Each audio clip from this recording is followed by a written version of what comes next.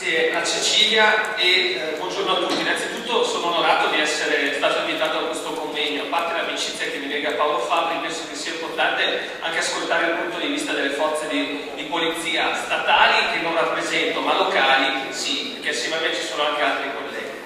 Prima ho sentito parlare di parole che non appartengono alla polizia locale: sfiducia, impunità. Credo che siano due parole forse da dimenticare, perché bisogna avere anche un fattore positivo. Alla fine della mia presentazione farò vedere due furti in diretta ripresi dalle nostre telecamere di videosorveglianza.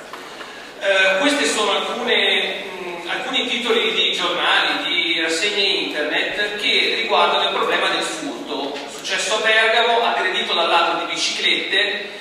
L'Italia dei ladri di biciclette era su Repubblica.it, ne spariscono 3.000 al giorno, ecco come difendersi. E da questo sito internet di Repubblica.it ho appreso che negli Stati Uniti di furti di biciclette se ne occupa l'FBI. Portiamolo in Italia, sarebbe come la Criminal Poll italiana si occupasse del furto avvenuto a Brescia, a rappresentante dell'Acqua.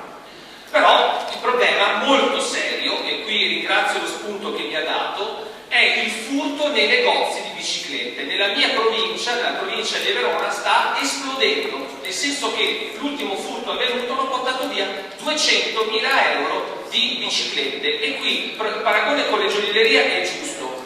Sul discorso degli interventi, noi come polizia locale non facciamo i sopralluoghi di furto, perché c'è l'Arma Carabinieri e la Polizia di Stato, però io dico che i negozianti di biciclette devono mettere dei sistemi di sicurezza validi, primis videosorveglianza, ma poi anche allarmi collegati con le forze di polizia.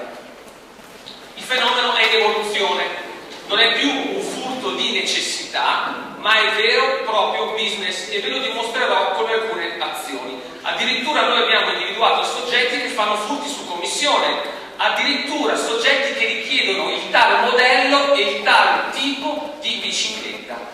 C'è poi un altro fenomeno, il fenomeno dei furti massivi.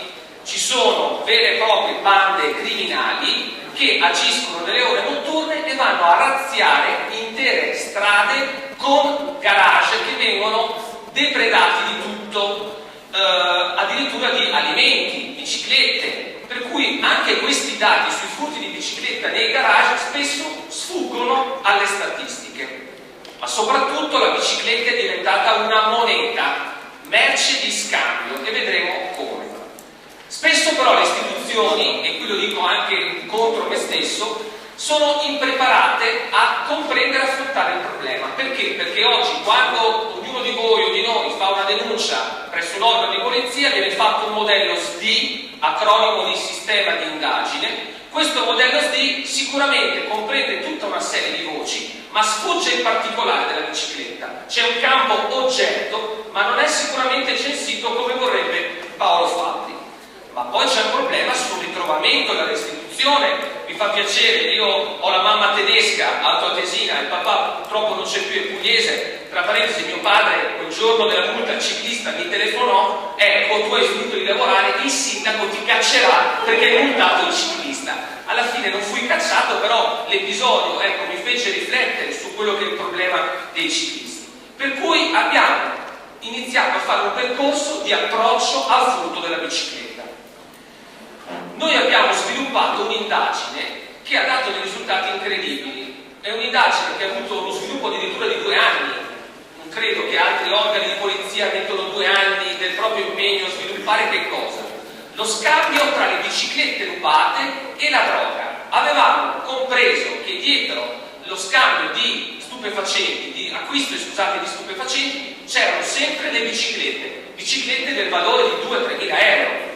Questa attività fu premiata dall'autorità giudiziaria con l'emissione di 11 custodie cautelari in carcere, ma siamo riusciti a recuperare 250 biciclette, che è un numero incredibile.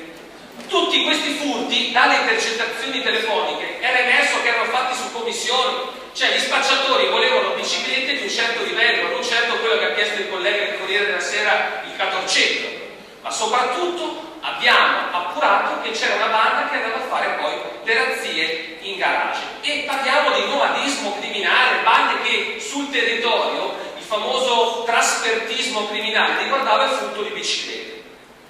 Poi, altri casi, lo vedremo dopo, dei furti classici. Questo è un luogo particolare, siamo in piena Piazza Bra, lo vedremo dopo in diretta, sotto le finestre del sindaco Tosi, il quale mi diede una trippata, nel senso buono del termine, perché in una settimana erano venuti 7 furti. Non è possibile sotto le finestre del sindaco. Ebbene, anche qua un tossicodipendente italiano che si era specializzato, conosceva molto bene anche i vigili, essendo veronese, e pertanto è stato arrestato in flagranza, condannato a 8 mesi, 0 di carcere, perché questo è un altro problema, e mi piacerebbe sentire il collega inglese qual è la pena prevista per il furto in Inghilterra e se faccio 3 furti in un mese se rimango nelle patrie galere inglesi o meno, ma lo chiederemo un pomeriggio. Ma soprattutto l'utilizzo intelligente della videosorveglianza. Questa invece è la più bella attività che io ricordo da 8 anni. 2 turisti olandesi diretti in Abruzzo si fermano una notte vicino a Piazza Bra per andare a dormire, spezzano il viaggio. Gli rubano biciclette di pregio 6.000 euro l'una, per cui vanno in Abruzzo senza le biciclette. Per cui questa cosa qui arriva anche in Olanda, figurati puntini per la città di Verona. Le biciclette vengono recuperate da 2 nostre pattuglie e vengono restituite sul viaggio di ritorno con tanto di fotografia e di elogio, c'è stata una bellissima lettera, e questo per me è significativo perché stiamo parlando di semplici biciclette che per loro però abbiamo un valore, stiamo parlando di 6.000 euro e qui mi aggancio a quello che diceva poc'anzi il rappresentante Confindustria. Qui abbiamo spacciatori ciclisti.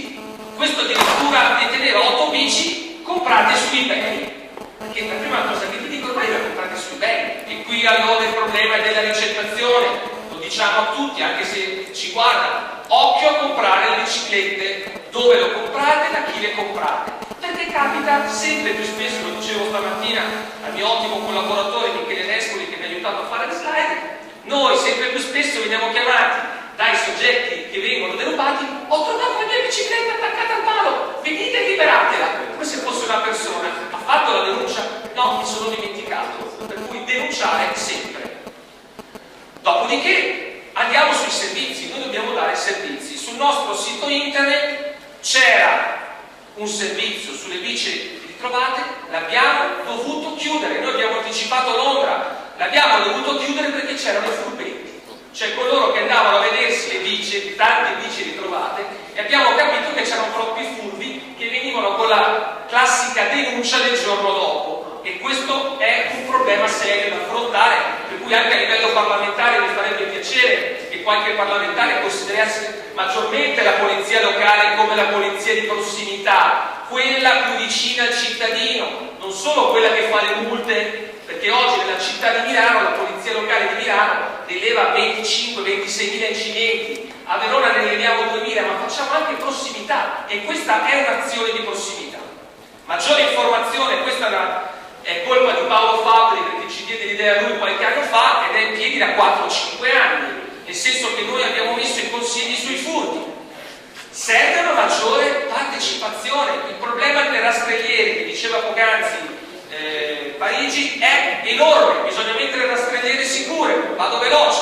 La punzonatura, io condivido la punzonatura con criteri che siano però nazionali o quantomeno a livello regionale, interregionale, perché altrimenti non ha senso. L'analisi dei furti, prima la domanda era: quanti furti avete fatto? Noi abbiamo tutto informatizzato, abbiamo un'amministrazione che ha creduto nell'informatizzazione, che è il futuro.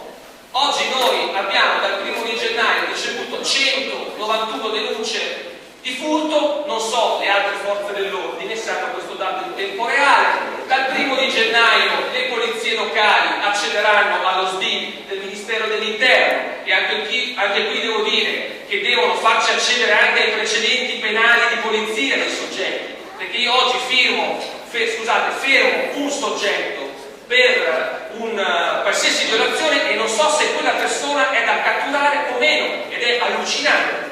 Abbiamo esaminato i furti mese per mese, il trimestre giugno-agosto sicuramente quello più elevato, la maggior parte dei furti avviene nel centro storico, e soprattutto le denunce che vengono svolte nei nostri uffici sono i furti dal ospedali, università, teatro, piazza Trafo.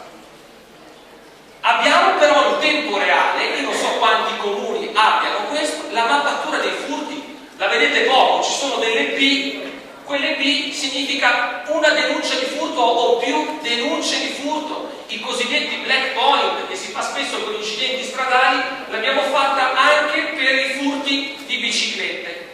E vorremmo fare anche la mappatura delle rastrelliere sicure. Noi abbiamo un geoportale, se ve lo segnate ci fa anche piacere, che è a questo indirizzo: mappe.comune.verona.it. Ci sono tutta una serie di mappe aperte e mappe invece chiuse per le forze di polizia. Cosa chiedono i ciclisti? È un sondaggio che noi ogni mese mettiamo sulla nostra home page. Chiedono naturalmente più sicurezza e più piste ciclabili, ma anche un 14%, 39 voti, non so se sono tutti di fatto questi voti, però rastrelliere sicure contro i furti. È una richiesta che viene fatta all'amministrazione comunale.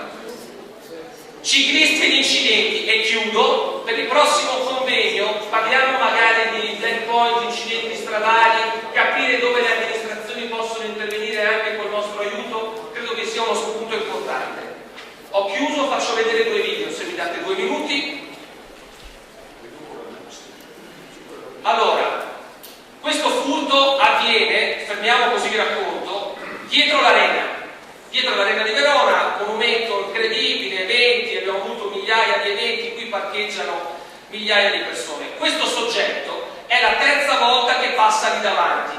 Una prima volta era passato con la bicicletta, quella del catorcio di qui sopra, e aveva già bloccato la bicicletta.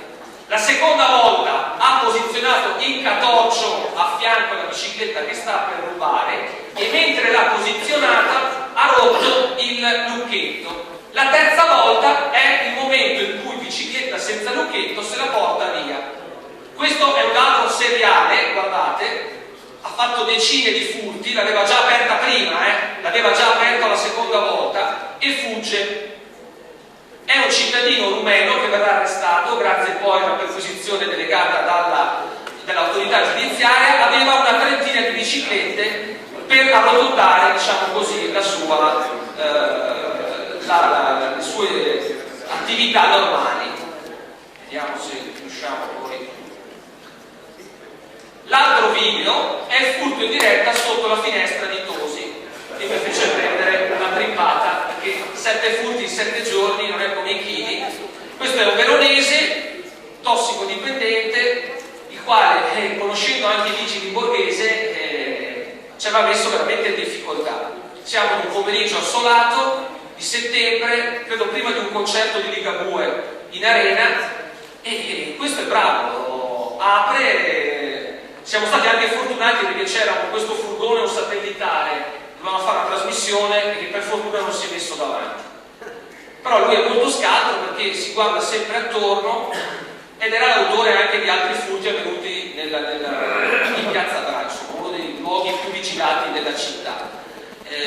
Manovra molto attentamente col lucchetto, anche qui consigli che vengono dati. Queste sono le famose rastrelliere modello Verona, che però se chi utilizza la bicicletta non usa in maniera attenta, ecco, lui ha fatto quello che doveva fare, tranquillo.